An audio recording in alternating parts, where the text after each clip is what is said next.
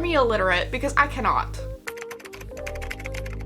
Hi besties, welcome back to my channel. I'm so happy you guys are here. You guys know what's going on today. It's my TBR jar is picking February.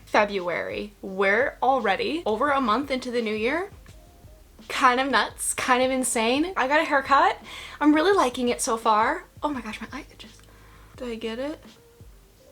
I don't know. I always feel like if I make a weird face, I look like a blobfish. Do you remember the blobfish era where everyone was like talking about blobfishes? I always feel like I look like a blobfish, especially during like a really bad mental state. After I'm done like sobbing my eyes out, I literally look like a moisturized, puffed up fish. Anyway, we know the drill of how this works. I have a whole bunch of random prompts in here. Yes, the pink ones are finally in here for romance season. We pick random prompts, we find books to match, we have a good time. It's all laughs and giggles from here on out. Grab a snack, grab a drink, get a coffee, grab your cat. Let's pick some prompts. All right, let's pick a prompt. I'm not looking, I swear. A vampire book?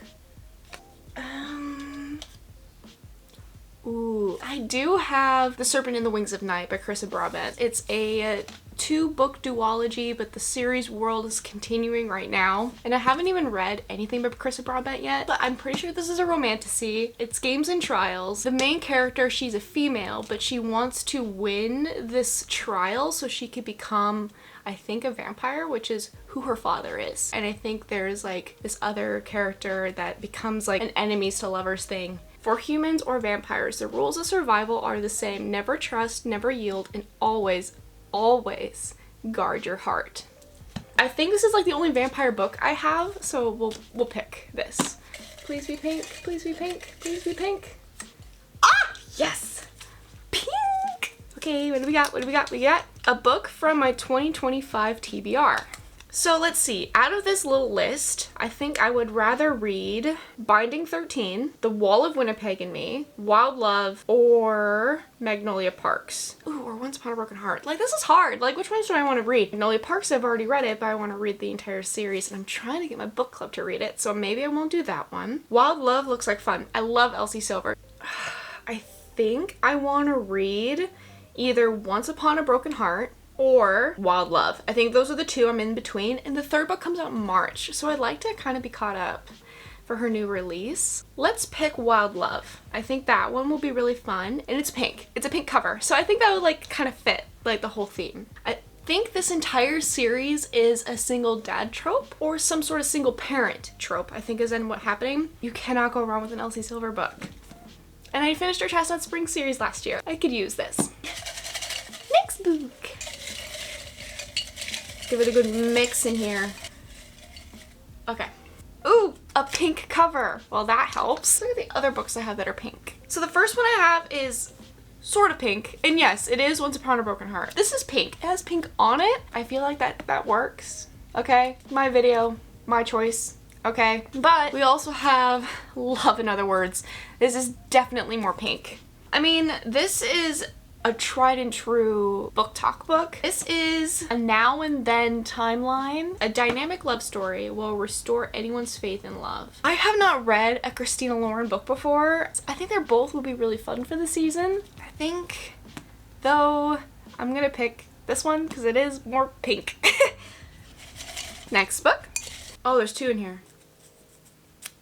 I want this one.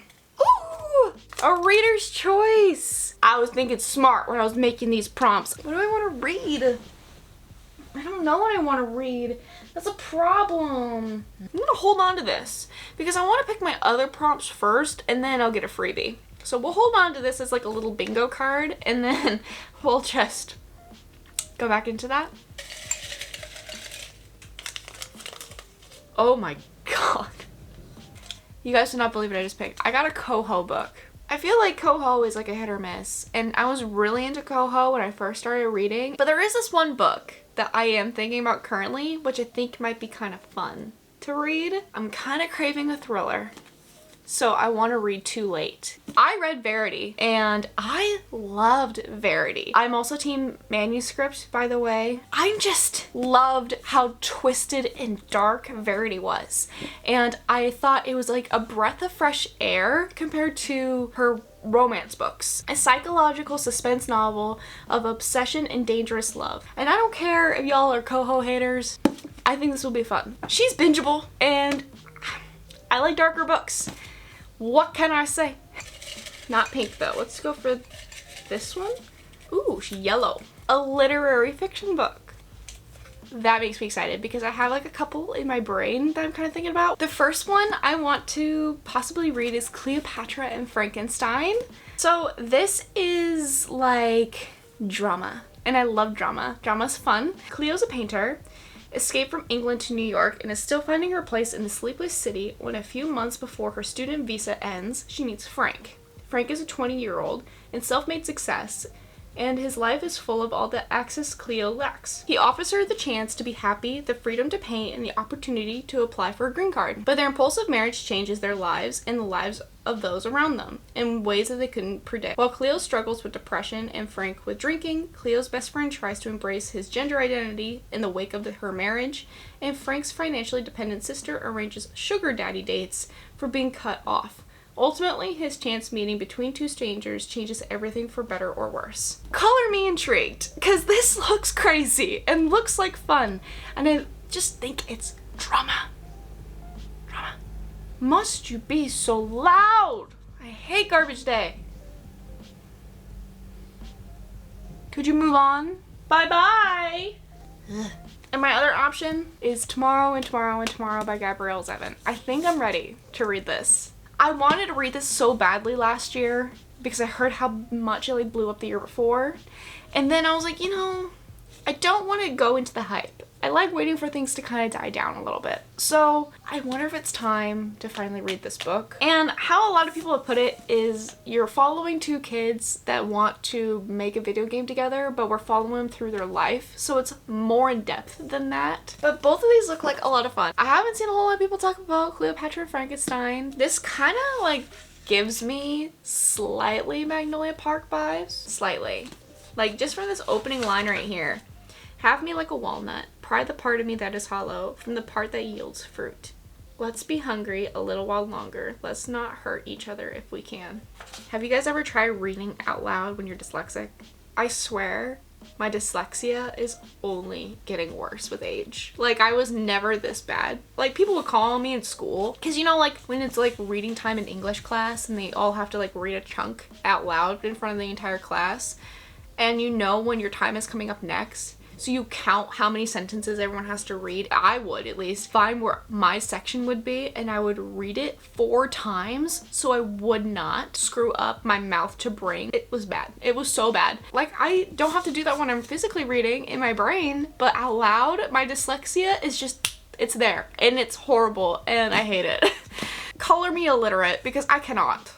I think I want to go with Cleopatra and Frankenstein. That means I get to use my reader's choice. What do we have really going on here? We have a fiction book, kind of a thriller book, 2 romance books, and a fantasy book. I feel like maybe we should pick one more fantasy book. I think that'd be fun. One more fantasy book will make it entertaining. What is kind of calling to me as of right now is For the Wolf by Hannah Whitten. This low-key kind of gives me the Shepherd King duology kind of vibes. It's a dark fantasy duology. I don't even know if there is magic in this. All I know is there's 2 daughters. One of them is supposed to become like the queen and the other one is supposed to be sent to the wolf. I think I want to read this one.